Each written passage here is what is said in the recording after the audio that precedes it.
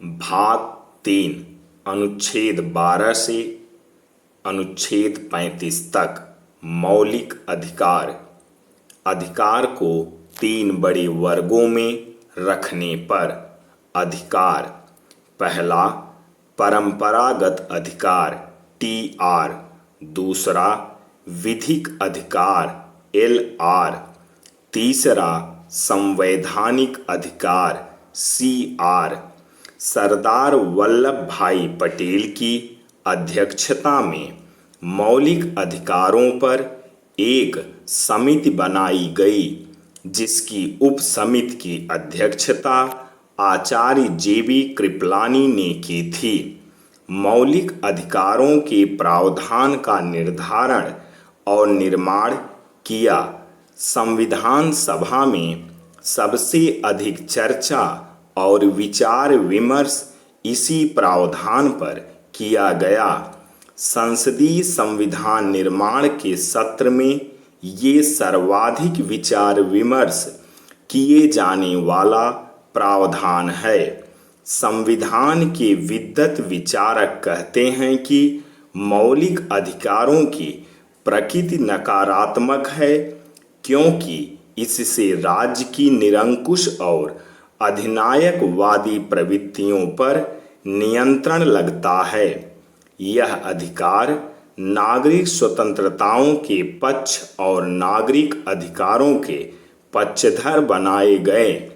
इन्हें विविध नामों से जाना जाता है, जैसे कि यह दैवीय अधिकार हैं अरस्तु, यह प्राकृतिक अधिकार हैं प्लेटो, बिल ऑफ राइट्स अमेरिकी संविधान, पिटीशन ऑफ राइट्स ब्रिटिश संविधान, यह मानवाधिकार है संयुक्त राष्ट्र संघ का घोषणा पत्र, यह मौलिक अधिकार है भारत का संविधान। मौलिक अधिकारों की संशोधनीयता। शंकरी प्रसाद मामले 1955 में न्यायालय ने कहा था कि संसद को मौलिक अधिकारों में संशोधन का अधिकार नहीं है, किंतु विकाजी नारायण मध्य प्रदेश के मामले में 1955 में न्यायालय ने आच्छादक का सिद्धांत प्रस्तुत किया था, जिसका अर्थ है कि संसद यदि कोई कानून पारित करती है जो मौलिक अधिकारों का उल्लंघन या अतिक्रमण करते हैं, तो विधि का वह हिस्सा मौलिक अधिकारों द्वारा आच्छादित हो जाएगा, अर्थात मौलिक अधिकार उसे अपनी छाया से ग्रस्त कर दे और वह विधि सुसुप्त हो जाए। उसे विधि शून्य घोषित करने की आवश्यकता नहीं है। दीपचंद बनाम उत्तर प्रदेश राज्य के मामले में 1959 में न्यायालय ने कहा था कि केवल संविधान पूर्व विधियों पर लागू हो सकता है। संविधान पश्चात विधियां प्रारंभ से स्वतः विधि शून्य नहीं मानी जा सकती, जब तक कि अन्य सेरेंटेल इस आशय का न्यायालय द्वारा कोई स्पष्ट आदेश न दिया गया हो। किंतु स्टेट ऑफ गुजरात राज्य बनाम अंबिका मिल्स मामले 1974 में न्यायालय ने कहा, आच्छादन का सिद्धांत संविधान पूर्व और संविधान पश्चात सभी विधियों पर लागू होता है। अंततः इस विषय पर विचार विमर्श और विवाद विषय पर भारतीय इतिहास में गठित अब तक की सबसे बड़ी संविधान पीठ ने केशवानंद भारती मामले 24 अप्रैल 1974 ने स्पष्ट रूप से कह दिया कि संसद प्रस्तावना और मौलिक अधिकारों सहित किसी भी भाग अनुच्छेद का संशोधन कर सकती है, किंतु केवल उसी सीमा तक जहां तक कि बुनियादी ढांचा प्रभावित न होता हो। अतः मौलिक अधिकारों को सनैह सनैह संशोधित किया गया तथा संपत्ति का मौलिक अधिकार को अनुच्छेद 300A के अंतर्गत एक सामान्य विधिक अधिकार के रूप में स्थानांतरित कर दिया गया, जिसके लिए निम्नवत संशोधन पारित किए गए। प्रथम संशोधन, चतुर्थ संशोधन, 16वां संशोधन, 25वां संशोधन तथा अंततः 44वां संशोधन 1978।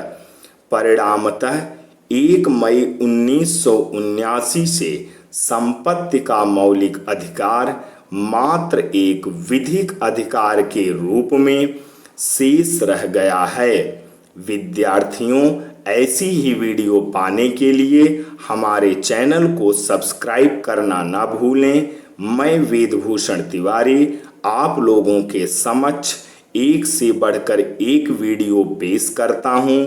खासकर IAS, PCS, RORO, UP police, इन सब में GS या CSAT के जितने पार्ट होते हैं उनको मैं बारी बारी से आपके समक्ष पेश करता हूं। तो आइए आगे देखते हैं। मौलिक अधिकारों का वर्गीकरण अनुच्छेद 14 से अनुच्छेद 35। इसका वर्गीकरण अनुच्छेद 14 से 32 में किया जा सकता है, जबकि अनुच्छेद 12, 13, 33, 34, 35 मौलिक अधिकारों से जुड़े अन्य प्रावधानों से संबंधित है, जैसे कि अनुच्छेद 12। इसमें राज्य की परिभाषा दी गई है जिसके विरुद्ध ये अधिकार दिए गए हैं। राज्य के श्रेणी के अंतर्गत निम्नलिखित आते हैं। पहला, संघ सरकार। दूसरा, राज्य सरकार। तीसरा, स्थानीय सरकार। चौथा, विधि द्वारा स्थापित प्राधिकारी। विश्व कप मामले 2004 में न्यायालय ने राज्य की परिधि और परिभाषा का विस्तार किया, जिसमें उसने कहा कि BCCI राज्य नहीं है, क्योंकि सरकार के आदेश या अधिनियम से संस्थापित नहीं है, किंतु वह विधिक व्यक्ति है तथा कोई भी जिसके ऊपर वाद संस्तुतित कर सकता है, जो वाद स्वयं संस्तुतित कर सकता है तथा जिसके नाम पर संपत्ति का क्रय विक्रय या अर्जन किया जा सकता है, वह विधिक व्यक्ति है। यदि ऐसा विधिक व्यक्ति विधि द्वारा स्थापित है तो वह राज्य की परिधि में आएगा और उसे विधि द्वारा स्थापित प्राधिकारी माना जाएगा, जैसे कि LIC, रेलवे, दिल्ली मेट्रो, अर्ध न्यायिक संस्थाएं, बैंक्स इत्यादि। अनुच्छेद 13। अनुच्छेद 13 में कहा गया है कि यदि कोई विधि मौलिक अधिकारों के विरुद्ध पारित होती है तो वह स्वतः विधि के असंगत हो जाएगी, जिसे विधि की असंगति का सिद्धांत कहते हैं, जो विधि के आच्छादन का एक अन्य प्रामाणिक एवं रूप है। अनुच्छेद 14 से 32 मौलिक अधिकार 6 श्रेणियों में वर्गीकृत किए गए हैं। पहला, समानता या समता का अधिकार अनुच्छेद 14 से 18 तक। दूसरा, स्वतंत्रता का अधिकार अनुच्छेद 19 से 22 तक। तीसरा, शोषण के विरुद्ध अधिकार अनुच्छेद 23 और 24 में। चौथा, धार्मिक स्वतंत्रता का अधिकार अनुच्छेद 25 से 28 तक। पांचवा, सांस्कृतिक एवं शिक्षा संबंधित अधिकार अनुच्छेद 29 और 30 में। छठा, संवैधानिक उपचारों का अधिकार। अनुच्छेद 32 में पहला, समानता का अधिकार। कानून की नज़र में सभी लोग समान हैं। इसका मतलब है कि सभी लोगों को देश का कानून बराबर सुरक्षा प्रदान करेगा। इसका अधिकार में यह भी कहा गया है कि इस अधिकार में यह भी कहा गया है कि धर्म, जात या लिंग के आधार पर किसी भी नागरिक के साथ भेदभाव नहीं किया जा सकता। खेल के मैदान, होटल, दुकान इत्यादि सार्वजनिक स्थानों पर सभी को बराबर पहुंच का अधिकार होगा।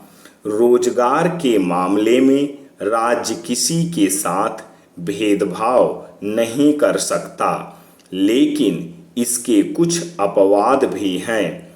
छुआछूत की प्रथा का भी उन्मूलन कर दिया गया है। दूसरा, स्वतंत्रता का अधिकार। इस अधिकार के अंतर्गत अभिव्यक्ति और भाषण की स्वतंत्रता, सभा संगठन बनाने की स्वतंत्रता, देश के किसी भी भाग में आने जाने और रहने तथा कोई भी व्यवसाय, पेशा या कारोबार करने का अधिकार शामिल है। तीसरा, शोषण के विरुद्ध अधिकार।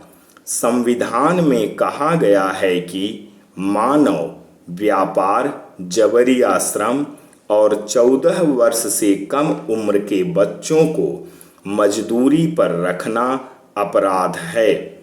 चौथा, धार्मिक स्वतंत्रता का अधिकार। सभी नागरिकों को पूरी धार्मिक स्वतंत्रता दी गई है। प्रत्येक व्यक्ति को अपनी इच्छा का धर्म अपनाने, उसका प्रचार प्रसार करने का अधिकार है। पांचवा, सांस्कृतिक और शैक्षणिक अधिकार। संविधान में कहा गया है कि धार्मिक या भाषाई सभी अल्पसंख्यक समुदाय अपनी संस्कृति की रक्षा और विकास के लिए अपने अपने शैक्षणिक संस्थान खोल सकते हैं। छठा, संवैधानिक उपचार का अधिकार। यदि किसी नागरिक को लगता है कि राज्य द्वारा उसके किसी मौलिक अधिकार का उल्लंघन हुआ है तो इस अधिकार का सहारा लेकर वह अदालत में जा सकता है। पहला, समानता का मौलिक अधिकार। अनुच्छेद 14 से अनुच्छेद 18 तक। मौलिक अधिकारों का प्रथम वर्ग समानता से जुड़ा है, जिसमें निम्नलिखित है। अनुच्छेद 14, विधि के समक्ष समानता। अनुच्छेद 15, राज्य, जाति, धर्म, वंश, लिंग, जन्मस्थान या उत्पत्ति के आधार पर भेदभाव नहीं कर सकता। अनुच्छेद 16, लोक नियोजन में सभी को अवसरों की समानता प्राप्त होगी। अनुच्छेद 17, किसी भी रूप या प्रकार में अस्पृश्यता प्रतिबंधित है। अनुच्छेद 18, उपाधियों का अंत। प्रधानतः अनुच्छेद 14 विधि के शासन से संबंधित है, जिसका अर्थ है कि व्यक्ति का सामाजिक, आर्थिक, पारिस्थितिक कुछ भी